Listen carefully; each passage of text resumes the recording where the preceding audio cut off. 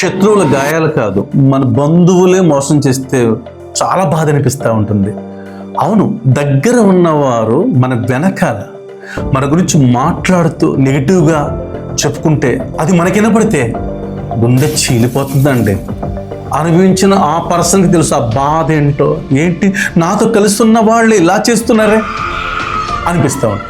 దావీదు చెప్తున్నాడు 55 కీర్తన 12-14 వరకు చూద్దాము. నన్ను దూషించువాడు శత్రువు కాడు, శత్రువైనలా నేను దాన్ని సహింపవచ్చును. నా మీద మిట్టుపడువాడు నా యందు పగబట్టిన వాడు కాడు, అటు వాడైతే నేను దాగి ఉండవచ్చును.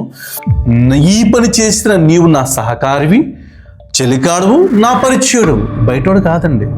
14 అంటాడు, మనము కూడి మధురమైన గోష్ఠి చేసి ఉన్న వారము, ఉత్సవమునకు వెళ్ళు సమూహంతో దేవుని మందిరంకు పోయి ఉన్న వారం. ఎవరు వెళ్ళు? దగ్గరగా ఉండి ప్రార్థనలో గడుపుతూ నవ్వుతూ మాట్లాడుతూ praise Lord brother, praise Lord sister అని చెప్పి ఎదురు నమ్ముతూ మాట్లాడితే అయ్యో మావాడే కదా, మా అమ్మాయి కదా అనుకుంటే వెనకాల నీ గురించి చెడ్డగా తయారై చేసింది. ఎప్పటికైనా తనకు కూడా ఒక రోజు ఉంది. బైబిల్ సెలవిస్తుంది కీర్తన 27:10, తల్లిదండ్రులు విడిచిన యెహోవా నన్ను చేరదీని అంటున్నాడు. దేవుడు నిన్ను వదిలిపెట్టాడు, ఆయన చేతిలో పెట్టుకొని నువ్వు ఎవ్వరు దూరం చేసినా బాధపడద్దు. ఆత్మీయులే నన్ను అవమానించగా, అన్నదమ్ములే అపహసించగా, అండ నీవైతివయ్యా,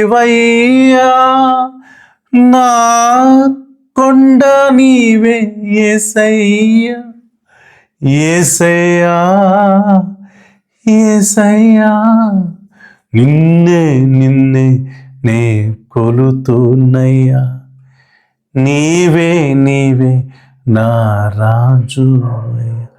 ఆయన మీదే డిపెండ్ అవుతాం.